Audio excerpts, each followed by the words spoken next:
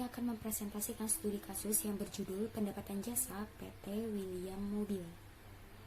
Pada video kali ini kita akan membahas tentang beberapa poin, yaitu yang pertama, sejarah perusahaan, yang kedua, struktur organisasi, yang ketiga, proses sistem berjalan, yang keempat, use case, yang kelima, activity diagram, yang keenam, ERD atau entity relationship diagram, yang ketujuh, LRS atau logical record struktur, yang kedelapan, class diagram, yang kesembilan, sequence diagram, yang ke-10, deployment diagram. Dan tidak lupa kita akan merunning hasil web programnya.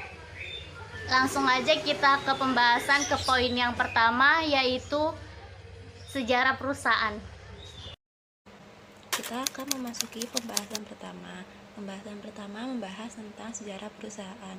PT William Mobil adalah perusahaan yang bergerak di bidang jasa servis mobil. PT William Mobil didirikan oleh Bapak Franciscus Eka Primaputra pada tahun 2010.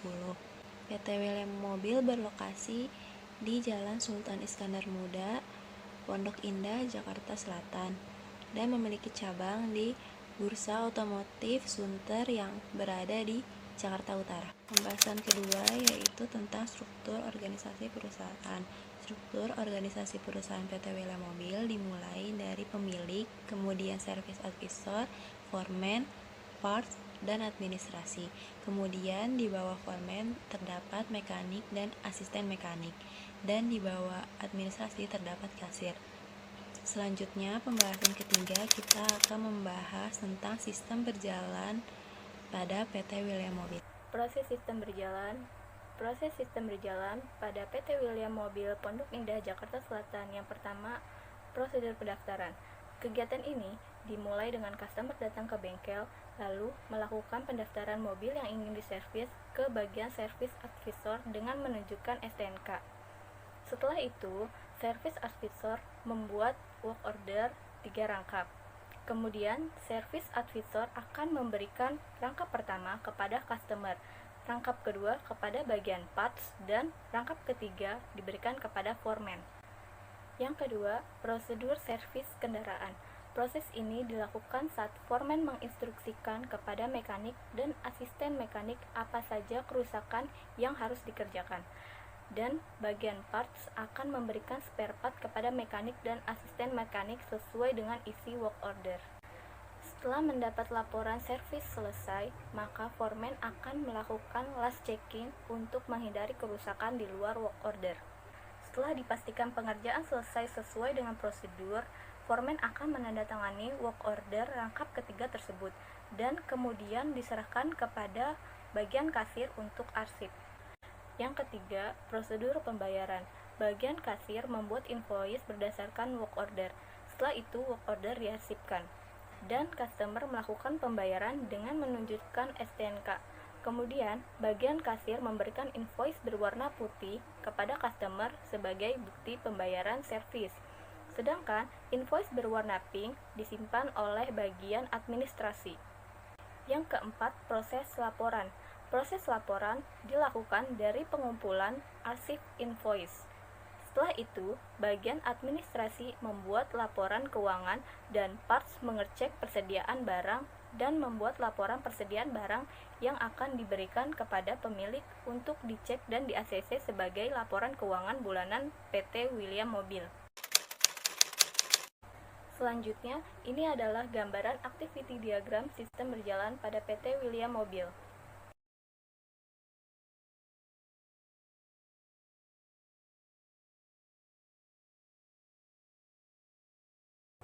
Sekarang kita lanjut ke pembahasan selanjutnya, yaitu use case.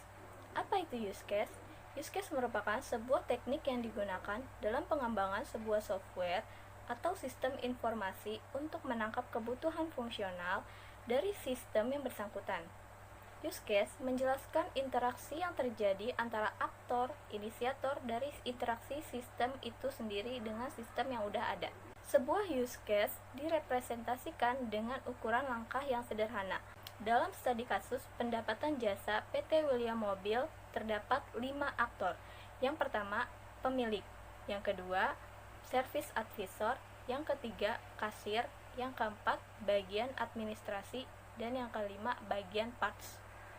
Ini ada gambaran use case service advisor. Service advisor dapat mengelola dua master data. Yang pertama mengelola data customer, yang kedua mengelola data work order, kemudian melakukan login sistem. Use case yang kedua yaitu kasir.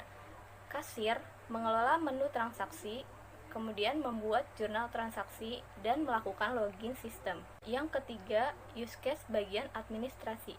Bagian administrasi dapat membuat laporan transaksi, kemudian mengolah data akun dan melakukan login sistem. Laporan transaksi akan diserahkan ke bagian pemilik. Yang keempat, use case bagian parts. Bagian parts dapat mengelola data barang dan membuat laporan persediaan barang, kemudian melakukan login sistem.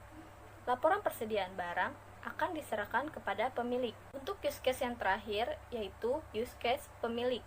Pemilik dapat mengakses dua laporan. Yang pertama, mengakses laporan transaksi dan laporan persediaan barang, kemudian melakukan login sistem. Untuk pembahasan selanjutnya yaitu activity diagram. Activity diagram ialah yaitu sesuatu yang menjelaskan tentang alir kegiatan dalam proses yang sedang dirancang. Bagaimana proses alir berawal, keputusan yang mungkin terjadi, dan bagaimana sistem akan berakhir. Di dalam studi kasus pendapatan PT William Mobil terdapat satu tampil menu utama yaitu login, service advisor, kasir, bagian administrasi, bagian parts, dan pemilik. Dua data master yaitu ada akun, customer, barang, user, dan work order. Dan ketiga ada transaksi yaitu pendapatan jasa dan jurnal. Keempat, laporan yaitu ada laporan pendapatan jasa dan laporan persediaan barang. Di sini ada gambaran activity diagram login, yaitu melakukan login, menampilkan menu file, masukkan ID user, masukkan password, lalu verifikasi login. Iya atau tidak. Jika iya, menampilkan menu utama. Selanjutnya ada tampilan menu utama activity diagram service advisor. Service advisor melakukan menu utama, lalu menampilkan menu utama. Jika iya, pilih menu file. Jika tidak, menu data master. Menu file menampilkan menu file, ganti password, dan logout. Pilih menu data master, menampilkan menu data master, customer, dan work order. Lalu ada activity diagram master data customer. Service advisor menjalankan menu utama, lalu sistem menampilkan menu utama. Lalu pilih menu master data, klik data customer, lalu menampilkan form customer. Jika iya, tambah. Jika tidak, hapus. Tambah, pilih tombol tambah. Jika iya, mengisi data customer yaitu ada ID customer, nama customer, alamat customer, nomor telepon, dan jenis kelamin. Jika tidak, pilih tombol batal. Lalu jika iya, pilih tombol simpan dan menampilkan teks box data customer berhasil disimpan. Di sini ada diagram transaksi faktur, yaitu kasir melakukan menu utama, sistem menampilkan menu utama, lalu pilih master data, klik data transaksi faktur, dan menampilkan form faktur. Jika iya, klik tambah. Jika tidak, klik hapus. Tambah, pilih tombol tambah. Jika iya, mengisi transaksi faktur, ada nomor faktur, ID faktur, nomor WO, ID barang, tanggal faktur, harga, jumlah, total, dan keluhan. Jika tidak, pilih tombol batal. Lalu jika iya, pilih tombol simpan dan menampilkan teks box transaksi berhasil disimpan. Selanjutnya ada activity diagram laporan pendapatan jasa, yaitu bagian administrasi menyerahkan laporan bulanan dan pemilik melihat laporan bulanan, mengecek laporan, laporan diterima, dan laporan di ACC. Selanjutnya materi ERD atau Entity Relationship Diagram, yaitu suatu model untuk menjelaskan hubungan antar data dalam basis data berdasarkan objek-objek dasar data yang mempunyai hubungan antar relasi. ERD untuk memodelkan struktur data dan hubungan antar data. Untuk menggambarkannya digunakan beberapa notasi dan simbol. Di sini ada ERD pada PT William Mobile. Itu ada work order, mengisi user, many to one. Banyak work order bisa hanya mengisi satu user. User mengisi faktur one to many. Satu user bisa mengisi banyak faktur. Faktur mengisi barang one to many. Satu faktur bisa mengisi banyak barang. Faktur menghasilkan detail faktur one to one. Satu faktur hanya bisa satu menghasilkan detail faktur. Faktur membuat jurnal one to one. Satu faktur hanya dapat membuat satu jurnal.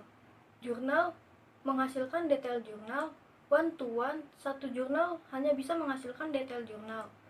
Work order mengisi customer one to one. Satu work order hanya dapat mengisi satu customer.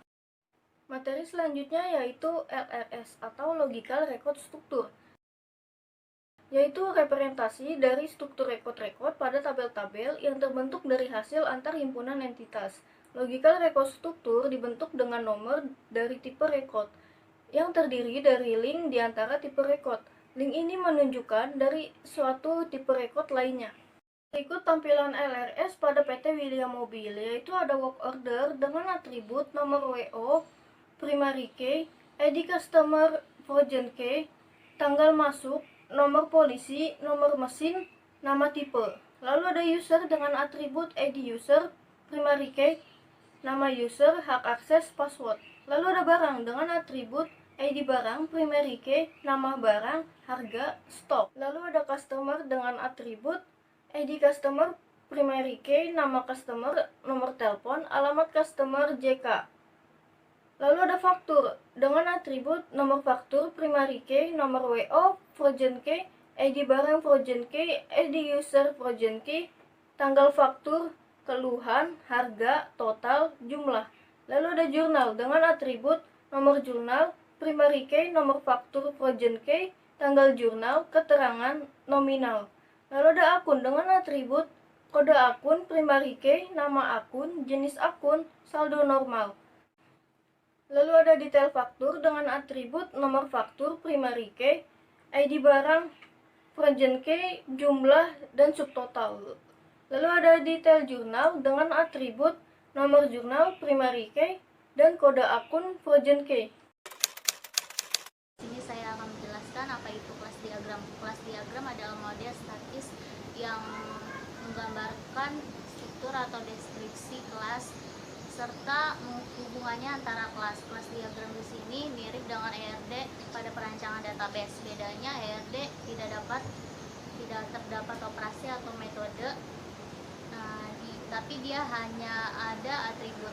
Kelas diagram sendiri terdiri dari nama kelas, atribut, operasi atau metode, dan relationship. Di sini atribut dan operation atau metode dapat memiliki salah satu sifat seperti berikut. Privat hanya bisa dipanggil dari dalam kelas itu sendiri. Metode atau atribut diawali dengan tanda strip. 2. Protect hanya dapat dipanggil oleh kelas yang bersangkutan dan kelas turunannya. Metode diawali dengan tanda pagar. 3. Public dapat dipanggil dari semua objek. Metode atau atribut diawali dengan tanda plus. Di sini saya akan menjelaskan juga relationship multiplicity atau multiplicitas, menunjukkan jumlah suatu objek yang bisa berhubungan dengan objek lain. Berikut saya akan menampilkan kelas diagram dari kelompok kami.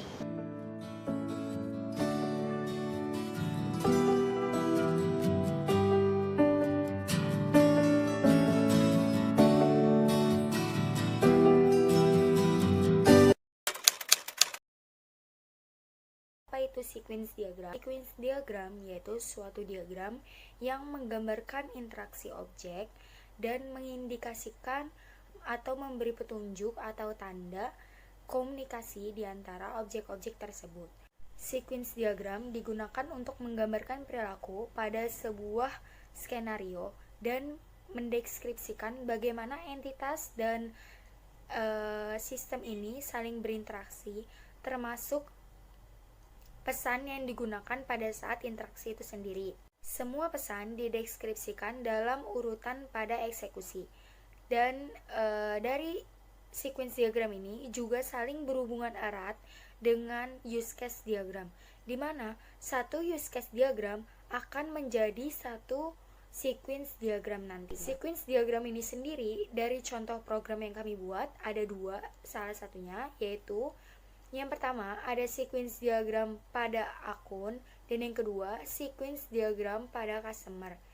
Yang pertama sequence diagram pada akun yaitu awalannya yaitu ada user, ada form akun, ada kontrol akun, dan ada akun. Yang pertama user. User ini sendiri untuk memprosesnya ke dalam form akun, yaitu dia menambahkan yang pertama ada get kode akun, lalu yang kedua yaitu get nama akun, yang ketiga yaitu menambahkan get jenis akun, dan yang keempat yaitu menambahkan get saldo normal. Jika setuju bisa disimpan, jika tidak bisa batal, atau bisa diedit dan juga bisa dihapus. Lalu dilanjutkan dengan proses selanjutnya yaitu kontrol akun, di mana kontrol akun ini nantinya dilanjutkan ke dalam form yang berikutnya yaitu ada akun. Akun ini sendiri merupakan akhiran dari database yang sudah diteruskan baik itu dari user, baik itu dari form akun dan kontrol akun. Yang kedua yaitu akan membahas tentang sequence diagram customer, yaitu terdiri dari user yang pertama, yang kedua ada form customer, yang ketiga ada control customer, dan yang keempat ada customer.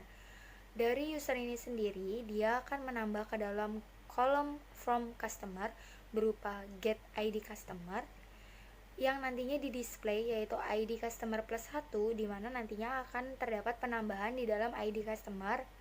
Yang kedua yaitu ada get nama customer, yang ketiga yaitu ada get nomor telepon, dan yang keempat yaitu ada get jenis kelamin. Nanti bisa disimpan ataupun batal, dan bisa diedit ataupun dihapus. Lalu diteruskan ke dalam kontrol customer, di mana nantinya dari form customer akan diperiksa di kontrol apa-apa saja data yang masuk, dan lalu ke akhirannya yaitu customer yang ini sendiri yaitu penginputan dari database yang sudah di-input baik dari form customer yang dikontrol ke kontrol customer. Deployment diagram. Deployment diagram yaitu pengertiannya adalah salah satu model diagram yang terdapat dalam UML, yaitu yang digunakan untuk mengarahkan artefak di dalam sebuah node. Dan deployment diagram ini sendiri digunakan untuk memvisualisasikan, mendeskripsikan, dan mendokumentasikan setiap proses yang terjadi pada sistem perangkat lunak berbasis object oriented yang akan dibangun. Selanjutnya yaitu ada deployment diagramnya ini sendiri. Contohnya yaitu dari program yang kami buat berupa deployment diagram pendapatan jasa. Yang paling atas itu adalah berupa node web service-nya yang akan diteruskan ke dalam web aplikasinya berupa pendapatan jasa, yang dimana dikoneksikan ke dalam SQL dan dikoneksikan ke dalam XMPP, yang nantinya bisa ditampilkan ke dalam web browser dan bisa dilanjutkan dengan printer untuk menampilkan hasil keseluruhannya. Halo semuanya, assalamualaikum warahmatullahi wabarakatuh. Jadi kali ini kita akan menjelaskan tentang program pendapatan jasa PT William Mobil. Ini adalah tampilan home-nya. Di dalam home terdapat 5 master data, 2 transaksi, dan 2 laporan. Kemudian di samping home terdapat about.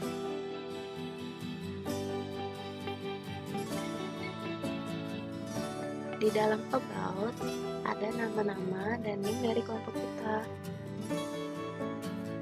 Kita akan menjelaskan master data yang pertama, yaitu akun. Di dalam akun terdapat kode akun, nama akun, jenis akun, dan saldo normal. Kemudian di aksi ada edit dan hapus. Di paling bawah terdapat tambah data. Kita akan mencoba memasuki akun baru. Klik tambah data.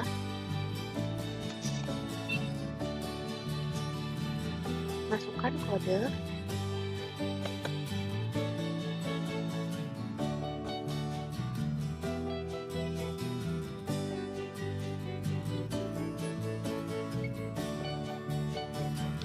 Nama akun.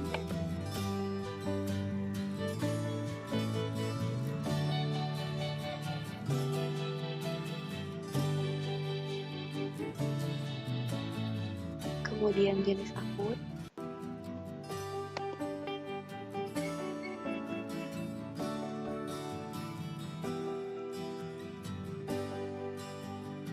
Dan kemudian saldo normal.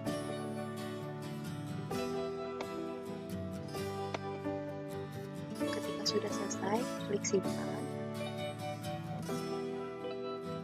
Ketika klik simpan, terdapat white box yang berisi data telah ditambah.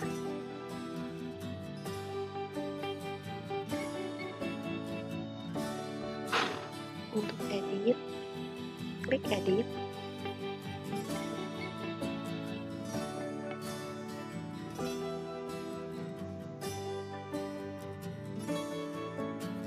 Ubah yang kita ingin ubah.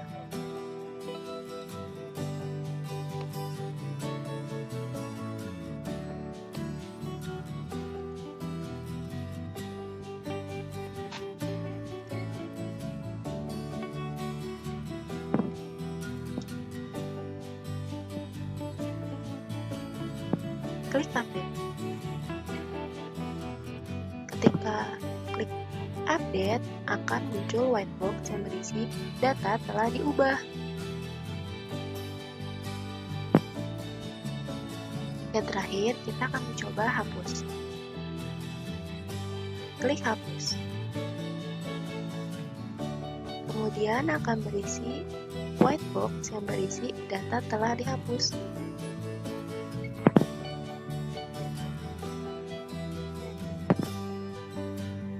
Selanjutnya, kita akan coba data user.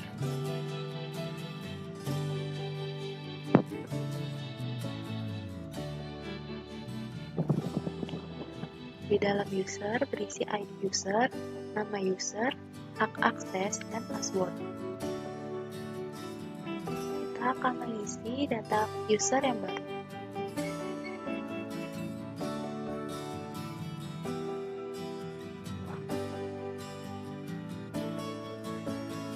Masukkan ID user.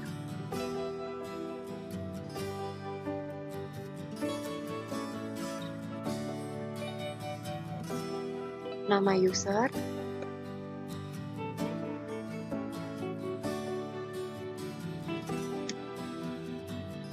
Hak akses. Dan password.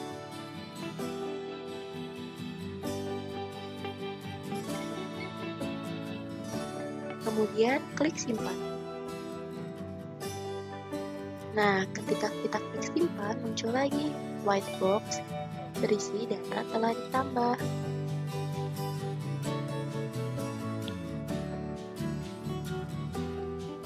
Ketika kita ingin mengedit, klik edit.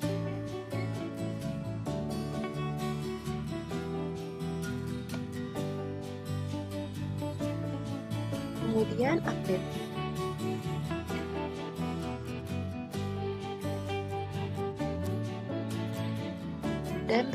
Dan muncul white box berisi data telah diubah.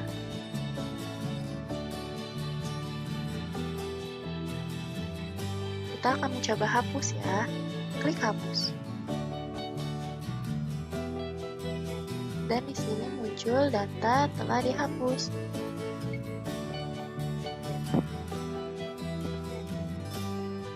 Kemudian kita akan mencoba barang. Di Di barang terdapat ID barang, nama barang, stok, dan harga. Untuk aksi edit, hapus, dan tambah data sama ya seperti user dan akun. Kemudian kita klik customer. Di customer ada ID customer, nama, nomor telepon, alamat, dan jenis kelamin. Untuk aksi edit, hapus, dan tambah sama seperti yang sebelumnya.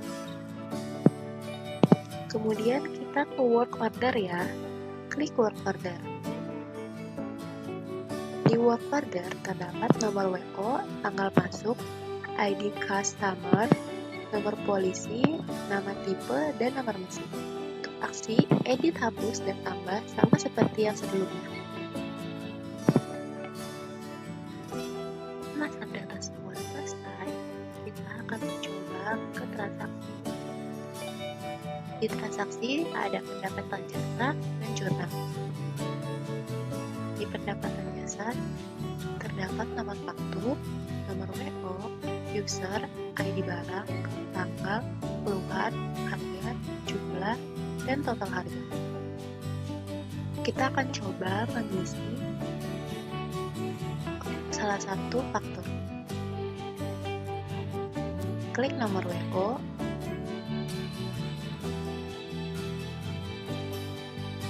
klik user, klik ID barang.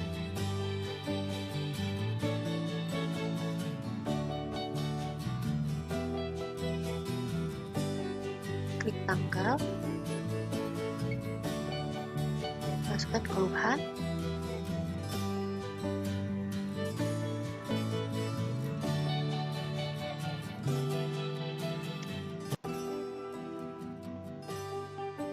di sini harga akan muncul otomatis ketika kalian memilih barang yang kalian mau. Kemudian masukkan jumlah.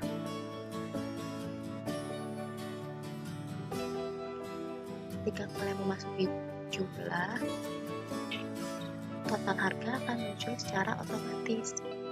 Lalu klik insert. Ketika nanti kalian klik insert, faktur akan terisi di bawah sini. Kemudian, jika kalian ingin melihat detail faktur, klik nomor faktur. Maka muncul detail faktur seperti ini, yang ada nomor faktur, ID barang, jumlah, dan subtotal. Kemudian jurnal. Di dalam jurnal berisi nomor jurnal, nomor faktur, tanggal, akun debit, akun kredit, dan keterangan. Salah.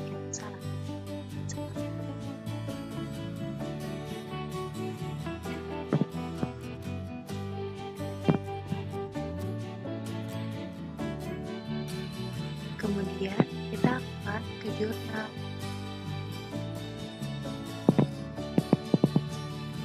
Dalam jurnal ada nomor jurnal, nomor faktur, tanggal, akun debit, akun kredit, keterangan, dan nominal. Sama seperti dalam faktur, ketika kalian sudah klik insert, akan muncul di bawah sini. Dan ketika kalian ingin melihat detail jurnal, kalian bisa klik nomor jurnal. Maka muncul seperti ini. Ada tanggal, nomor jurnal, kode akun, nama akun, dan nominal.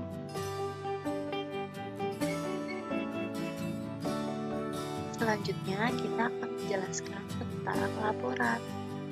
Di laporan terdapat dua, yaitu laporan pendapatan jasa dan laporan persediaan barang. Jadi ini adalah laporan pendapatan jasa.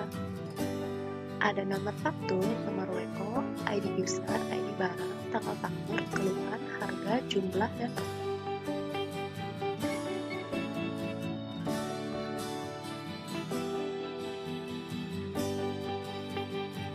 Kemudian laporan persediaan barang.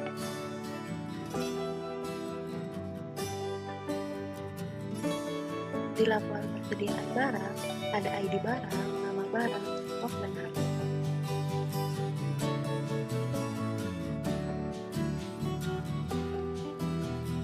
Sekian penjelasan dari kami, kurang lebihnya mohon maaf.